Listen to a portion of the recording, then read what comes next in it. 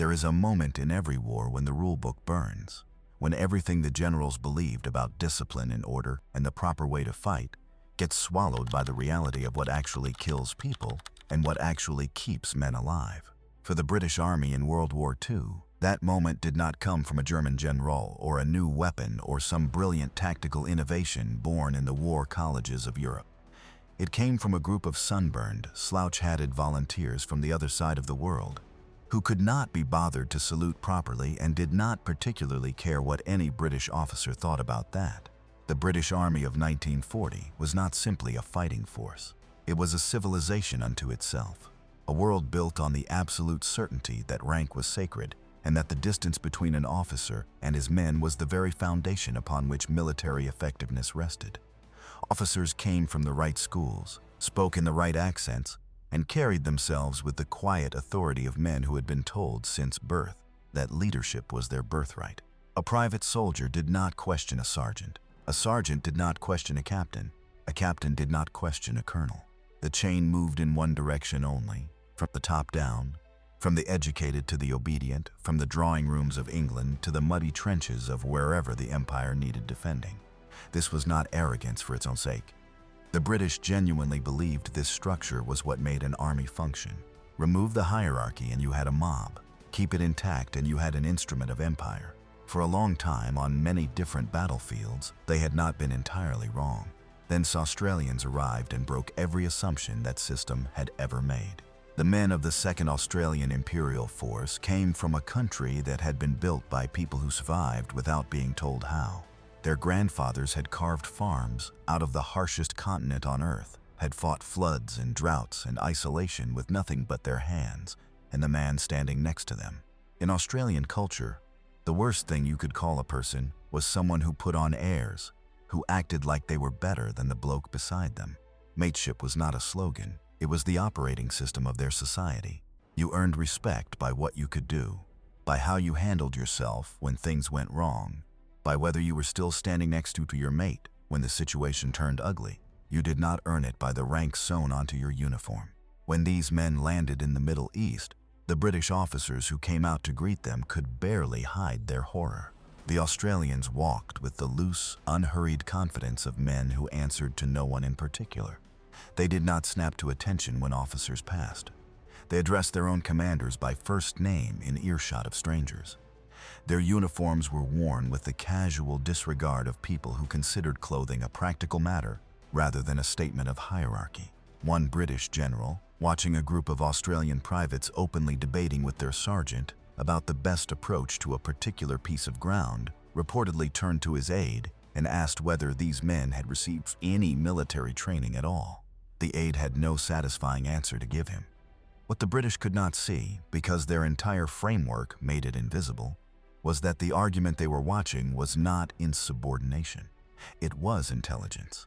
The Australian army was built on a simple premise that the British had spent 2 centuries carefully dismantling from their own institutions. Every man in the unit was expected to understand the plan completely, to know not just his own task, but the task of the man beside him and the man above him. An Australian officer did not guard information as a symbol of his authority. He shared it, because in the chaos of actual combat, the man who held information as power usually ended up dead alongside everyone who depended on him. When Australian units lost their officers in battle, they did not freeze. They kept moving. Someone else stepped forward, already knowing exactly what needed to happen next, and the unit adapted without missing a stride. The British called this undisciplined. The Germans, who eventually had to fight these men, had other words for it. The first real test came in 1941 at a sun-bleached port on the Libyan coast called Tobruk. Erwin Rommel, the Desert Fox, had been driving the British across North Africa with a speed and aggression that had left the entire Allied command in a state of barely controlled panic. His Panzers were a force of nature, and every position the British tried to hold had crumbled before them. Tobruk was what stood between Rommel and the Suez Canal, and the defense of it was handed to the Australian 9th Division under Major General Leslie Morshead, a man who had been a shipping clerk before the war and who carried himself with the quiet certainty of someone who simply intended to win. The Germans looked at Tobruk and saw something they had seen many times before: a position with a weakening garrison, inadequate supply lines, and an enemy already psychologically beaten by the pace of their advance. They did not adjust this assessment when they learned Australians were defending the port. As far as the German High Command was concerned, colonial troops were a secondary concern. The propaganda machine went to work, calling the defenders rats scurrying in the sand, expecting the insult to demoralize them. The Australians read the German broadcasts, laughed, and adopted the name immediately. The Rats of Tobruk became one of the most feared fighting forces the German army ever encountered. Morshead and his men did something that no one in the German command structure fully anticipated. They thought, not in the broad, slow way of a headquarters staff moving pins on a map, but in the sharp, immediate way of men who understood exactly what the enemy was trying to do and exactly why it would not work against them. The German offensive pattern was built around the tank. The Panzers would punch through a defensive line, the infantry would follow to consolidate the ground, and by the time any organized resistance could form, the flanks would already be collapsing. It was a system that had dismantled armies across Europe. The Australians broke it with a tactic so simple it was almost elegant in its brutality. When the German tanks came, the Australians went down into their narrow, deep trenches and let them pass. The tanks rolled directly over the Australian positions, their crews unaware of the men crouching just below their treads, and continued forward. Then the Australians came back up and went to work on the German infantry following behind. Without tank support, the German foot soldiers were exposed and unprepared. They had expected the defensive line to be broken. Instead, they found themselves surrounded by men who fought with an almost cheerful ferocity. The isolated tanks, now cut off from the troops they depended on, were hunted down by Australian anti-tank teams who had been waiting for exactly this moment. For 242 days, Tobruk held. Rommel, a man who had never suffered a significant defeat since the war began, was stopped cold by a force the British had considered barely capable of functioning as a military unit. The deep patrol was where the Australians became genuinely terrifying. While British doctrine called for large organized movements supported by heavy artillery coordination, the Australians looked at the desert night as an invitation. Small groups of diggers, sometimes as few as 4 or 5 men, would disappear into the darkness for 2 or 3 days at a time. They did not go out to look at things and come back to report. They went out to do damage and come back with information that could not be gathered any other way. They would crawl for miles through the sand, bypassing the enemy's sentries through a combination of extraordinary patience and an absolute willingness to accept discomfort that would have broken ordinary men. They slipped into Italian and German positions in complete silence and came back with maps, code books, fuel dump locations, and occasionally the senior officer who had been sleeping in the tent that no one thought anyone could reach. German diaries recovered after the war described the psychological effect of the Australian patrol operations in terms that bordered on the supernatural.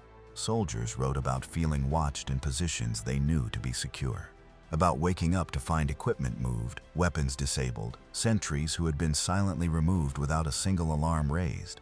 The man in the slouch hat became a figure of genuine dread across the Axis lines in North Africa, someone described as inhumanly quiet and utterly without mercy. The British reconnaissance units, watching from their own lines, had to quietly admit that the Australians were generating more usable intelligence than all their formal reconnaissance operations combined. By October 1942 at El Alamein, the conversation within the British High Command had changed completely. Field Marshal Bernard Montgomery, a man whose ego was roughly the size of the territory he was trying to recapture, and who did not easily admire anyone who had not come up through the proper channels, the Australian 9th Division at the very hinge point of his offensive. The crumbling operation he signed them was, in the blunt language of military planning, the role designed for the unit you most trusted to absorb catastrophic punishment without breaking. For 10 days, the Australians fought a battle of pure grinding attrition against some of the best German and Italian units in the theater. They took casualties that would have caused other formations to request relief. They did not request relief. They kept pushing. Montgomery, watching through his field glasses at men he had once categorized as a disciplinary problem, said quietly to the officer beside him that he wished he had more divisions exactly like them, not because they were obedient, but because they were simply impossible to stop. The story did not end in the desert. When Japan entered the war and the threat to Australia itself became real, The AIF was recalled and sent into a completely different kind of hell. The Kokoda Track in New Guinea was a mountain trail through some of the most hostile terrain on Earth, a vertical landscape of mud and jungle and torrential rain, where the only way forward was straight up through conditions that military planners in comfortable headquarters had not fully reckoned with. The British military establishment, shaken by the fall of Singapore, had quietly concluded that the jungle belonged to the Japanese, that something about the terrain or the culture or both had produced a fighting man uniquely suited to this environment, and that Western soldiers simply could not match him there. The Australians went in and dismantled this theory piece by piece. They traded the desert for the jungle and adapted with a speed that left observers struggling to describe exactly what they were watching. They learned to move through the undergrowth without sound.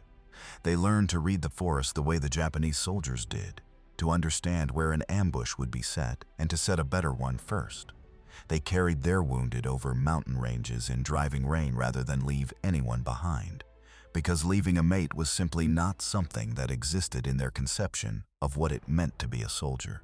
They fought the Imperial Japanese Army to exhaustion on the Kokoda Track and broke its momentum at a moment when the campaign in New Guinea could have turned the entire Pacific War in a different direction.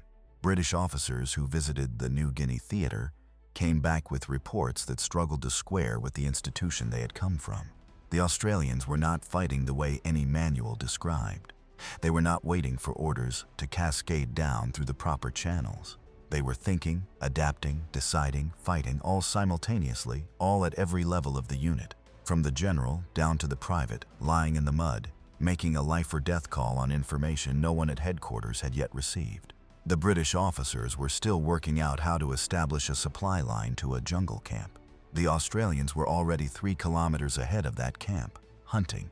By 1945, something had shifted in the British officer class that no regulation had been written to accommodate. The men who had arrived in the Middle East looking at the diggers with barely concealed contempt had spent 4 years watching those same men do things they had believed were not possible. They had watched them hold positions that should have fallen. They had watched them break enemies that had broken everyone else. They had watched them carry their dead back rather than abandon them, fight harder when things got worse rather than better, and refuse to acknowledge any situation as unwinnable, right up until the moment it was won.